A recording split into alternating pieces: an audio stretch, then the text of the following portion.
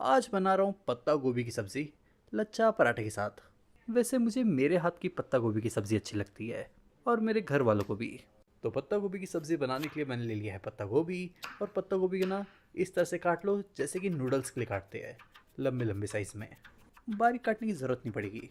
फिर प्याज को ना दो तरीक़ों से काटना है, एक तो बड़े हिस्सों में और फिर एकदम बारीक बारीक। दोनों को अलग अलग और कब कब यूज़ करना है वो मैं आपको आगे बताता हूँ। फिलहाल तो जितना बारीक काट सकते हो उतना बारीक काट लो। फिर टमाटर काट लेंगे, लेकिन टमाटर को ना सिर्फ बड़े हिस्सों में काटना है। और धनिया ले लिया मैंने, धनिया को तो एकदम बारीक काट लिया है। फिर मिक्सी जार में बड़े कटे हुए प्याज, बड़े कटे हुए टमाटर, बहुत सारी हरी मिर्च या फिर अपने टेस्ट के हिसाब से, और इसे ना अब मिक्सी में अच्छी तरह से घुमा के इसका एकदम अच्छा सा प्योरे बना लो। फिर इसे अच्छे से पीसने के बाद निकाल लो। और आप देख सकते हो कि मैंने इसका एकदम प्योरे बना डाला है। फिर पराठे की तैयारी कर लेंगे, जिसके लिए मैंने ले लिया 1 कप आटा, आधा कप मैदा और आधा छोटा चम्मच से भी कम नमक। फिर पानी में डाल देंगे थोड़ा थोड़ा करके, ज़रूरत के हिसाब से पानी डालकर अब इसे अच्छी तरह से गूँथ लो। इसे ना थोड़ा हल्का सा सॉफ्ट ही कर देना। फिर इसे गूँथने के बाद 10 से 15 मिनट के लिए साइड में रख दो।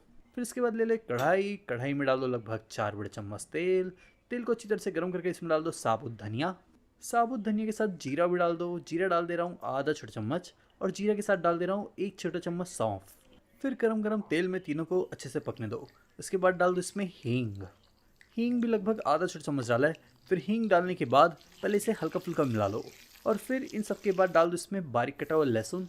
लहसुन को भी अच्छी तरह से पकने दो। उसके साथ ही साथ डाल दो बारीक कटा हुआ अदरक। और अगर बारीक कट के अदरक लहसुन नहीं डाल सकते तो अदरक लहसुन का पेस्ट भी बना के डाल सकते हो। पर अगर अदरक लहसुन पेस्ट डालोगे ना तो अभी मत डालना। अदरक लहसुन पेस्ट प्याज पकाने के बाद डालना।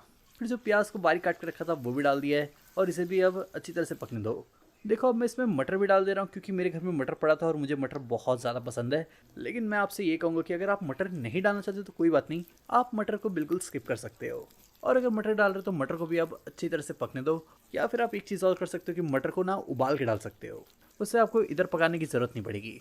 और मटर के पकने के बाद जो टमाटर, प्याज, हरी मिर्च का प्योरी बनाया था, अब उसे डाल दो। अब इसमें ना टमाटर भी कच्चा है, प्याज भी कच्चा है, हरी मिर्च भी कच्चा है, तो तीनों को ना अच्छी तरह से पकाना है।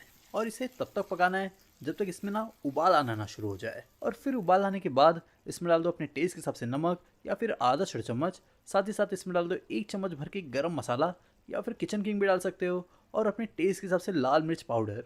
ज़्यादा तीखा नहीं खाते तो हरी मिर्च कम डालना। फिर हल्दी भी डालकर इसे अब अच्छी तरह से मिला लेंगे। फिर इन मसालों को अच्छी तरह से मिलाकर अच्छी तरह से पकाना भी है।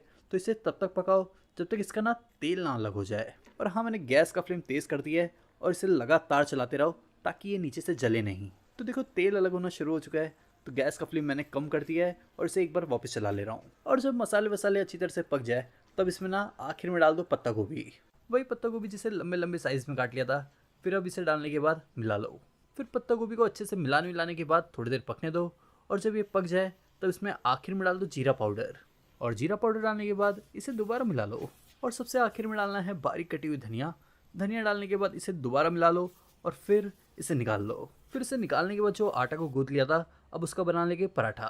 तो पराठे के लिए कुछ नहीं, सबसे पहले तो पेड़ा बना लो। फिर पेड़ा बनाने के बाद इसके ऊपर हल्का सा आटा डालकर इसे ना बेल लो। पहले तो इसे नॉर्मल रोटी की तरह ही बेलना है। फिर इसे बेलने के बाद ऊपर से थोड़ा सा तेल या फिर घी ना हाथों से इस तरह से फैला लो। वैसे घी रहेगा तो ज़्यादा अच्छा है। फिर घी लगाने के बाद इसे इस तरह से फोल्ड करके ऐसा शेप दे दो, और इसके बाद अब इसे बेल लो। तो थोड़ा सा सूखा आटा डालकर इसे ना बड़े हल्के हाथों से बेलना है। और अगर लच्छा पराठा बनाने की डिटेल रेसिपी चाहिए ना तो मैंने वो भी अपलोड की है, आपको मेरे चैनल पे मिल जाएगा। फिर हल्के हाथों से इसे बेलने के बाद अब इसे डाल दो सीधा गर्मा गर्म तवे पर। फिर तवे पे डालने के बाद पहले तो इसे दोनों साइड से हल्का फुल्का ऐसे ही सेक लो। फिर इसे दोनों साइड से सेकने के बाद ऊपर से लगा लो घी या फिर तेल।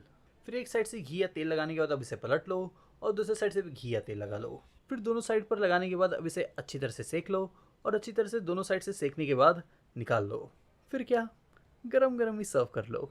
रेसिपी अच्छी लगी तो वीडियो को लाइक करो, शेयर करो। शेफ प्रतीक्स किचन को सब्सक्राइब नहीं किया तो जाके सब्सक्राइब कर लो।